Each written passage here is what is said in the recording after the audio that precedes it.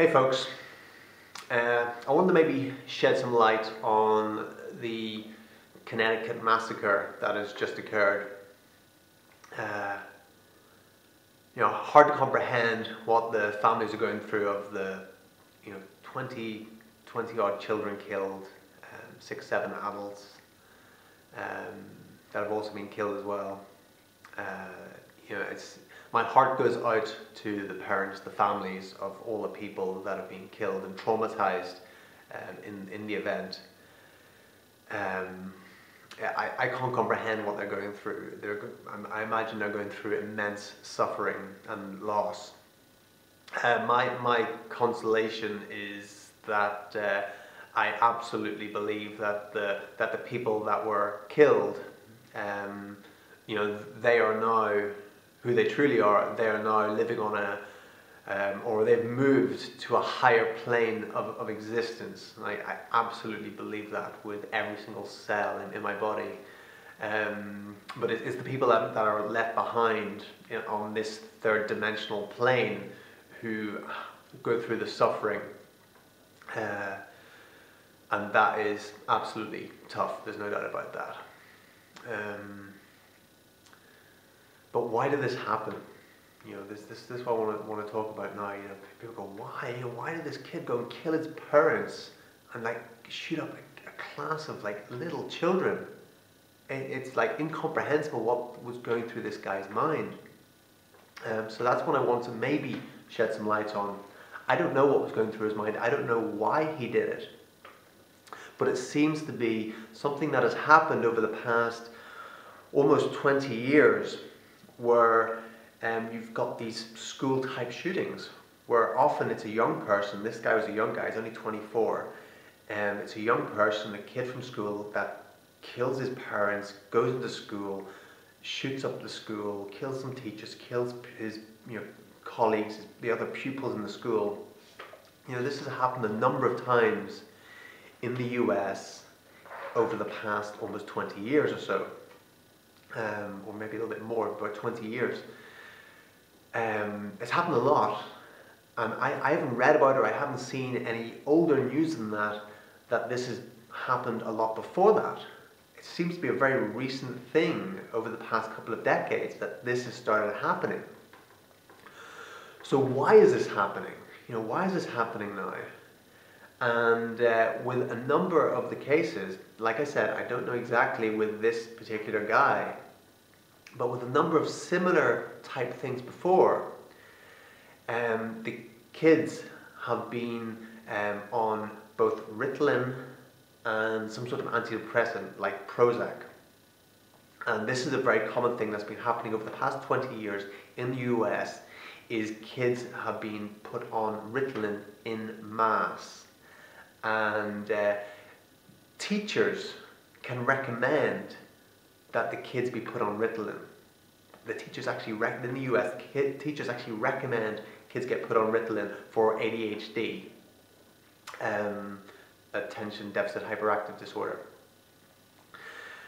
So this drug Ritalin has a crazy effect on the kids, and then because it's having this effect on their mind, they become depressed. Because it basically sedates them. It sedates them down, because these kids have got a lot of energy. They don't want to sit in the classroom. They want to do stuff, right? There are a different type of children are being born into the world, and because the older generations don't understand them, they actually label them as there's something wrong with them. And what they need to do is take some drugs, which is just insane. So these kids get put on Ritalin, which sedates them.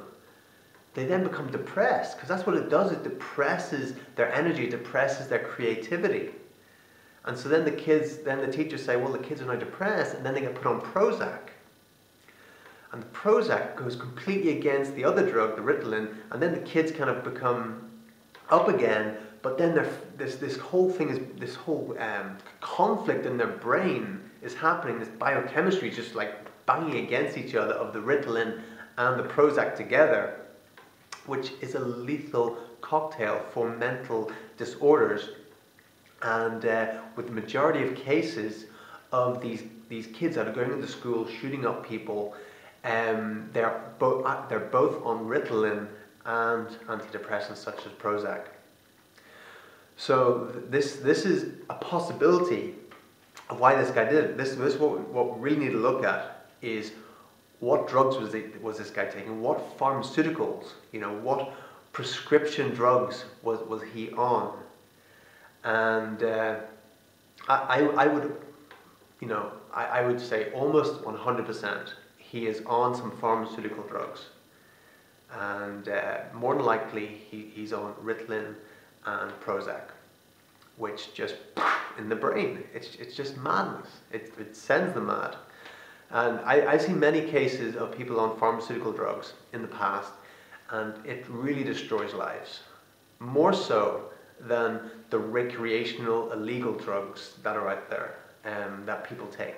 Much more so than that. The prescription drugs that the teachers put the kids on, the doctors put the kids on, the professionals are recommending these kids take these prescription drugs, and they are more lethal than the recreational drugs that people get locked up for 20, 30 years for supplying. And I'm not saying they're good, because they're definitely not, but they are on a level, at least, with the prescription drugs. So this is what we need to look at. That we need to get everyone off the drugs, off the illegal drugs and the legal drugs as well, and because they are starting to warp people's minds. And this is what I see: the prescription drugs, especially when they're mixed, when they're combined with other drugs, they warp minds. And I've seen it a number of times. I've seen it with prescription drugs. I've seen it with steroids. I've seen it with mixing prescription drugs and alcohol as well. Warps the mind completely. So when doing these tests in the lab, the scientists, they test this one drug, but they don't test how does this one drug fare with this other drug. How does it fare if they're taking alcohol? How does it fare if they're taking this other steroid? When it all mixes together, lethal concoctions occur, which warp the mind. So when we're thinking, how can this guy do this? How can this guy, think, okay, I'm going to kill my parents, and then I'm going to go and kill these little innocent kids in a school. We can't comprehend it because we're probably not on all the drugs that they're on. The mind gets warped when drugs are combined. So, that's really what we got to look at now. That's what we got to look at. And that's what we've got to bring to the awareness of the world, is to get off the drugs. And I'm not talking about just all the recreational drugs, which a lot of them aren't even a tenth as bad as the pharmaceuticals. Getting off the pharmaceutical drugs. They're lethal. Getting on to natural foods. If the kids supposedly got ADHD, okay, are they drinking Red Bull? Are they drinking all these energy drinks? Are they, on a sugar fix every day? Getting them off that, getting them onto real nutrition, getting them onto fruits and vegetables, green juice drinks. That's really the direction we need to go now. So yeah, it's like when I see that, it affects me, because I think about the families and go, oh, my heart just goes out to them.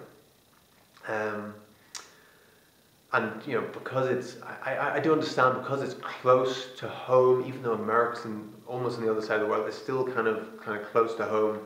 We see that, and I see the Facebook posts that people put up about it, and people are always hammering on about, gun laws, give the teachers guns, arm the teachers, then this wouldn't happen, and they're debating about all that sort of rubbish. It's just rubbish, we need to ban guns. No, that's just rubbish. We need sane people. We need sane people. Guns aren't bad, right? A gun is just a gun. Put a gun in an insane person's hands, somebody who's emotionally unbalanced, someone who's taking Ritalin and Prozac at the same time. Yeah, that's dangerous, But in a sane person's hands, a gun is just a tool. Just a tool, the same as a hammer is a tool. Same as a kitchen knife is a tool. That's all it is. Someone can do just as much damage with a kitchen knife as they can with a gun. A frenzied person, absolutely. So guns really aren't the problem. And this is one of the things, I don't want to get really into the political side of it. To be honest, I see the whole world as one family, and my heart goes out to the people in Iraq that have been, their families have been killed, children have been killed, babies have been born deformed because of the wars and all the depleted uranium over there. When a kid gets born now in Baghdad, they don't ask if it's a boy or girl. They ask, is it normal? Is it normal? Does it have 2 arms, 2 legs? And I saw President Obama's speech there, wiping tears from his eyes. But was he doing that as well for the children in Baghdad that were also innocently, completely slaughtered, the ones that have been born deformed right now? And it's just destroyed a whole couple of generations there. Really, we've got to have this holistic thinking now. We really want leaders who have holistic thinking, who see the whole world as one family, and their hearts can go out as much to, the kids in Baghdad or Libya that have been killed by the missiles coming down on them, as much as by the lone gunman in Connecticut. And just start seeing the world as one family. It's that holistic thinking that's going to get us there, and getting keeping the mind sane, getting the drugs out of our systems, filling ourselves up with the fruits and the vegetables from the earth. It makes a huge difference. Makes a huge difference, and getting balanced thinking. That's where we really got to go. And it's not about banning guns or arming teachers or any bullshit like that, right? Okay, that's it from me. Sure, it's controversial. The truth is controversial, and yeah, I don't mind the unsubscribing or whatever. To me, it's important to get the truth out. If you don't want to hear the truth, then don't look at these channels on YouTube. Just read the mainstream news, watch Sky News, read the the New York Times or whatever it is, and stay within your illusion. If you want to stay within your illusion, then go and do those things. If you want to hear the truth, from my point of view, which is I would say a lot more close to the truth than anything you'll see on the mainstream, then this is a good channel to watch. If not, good luck.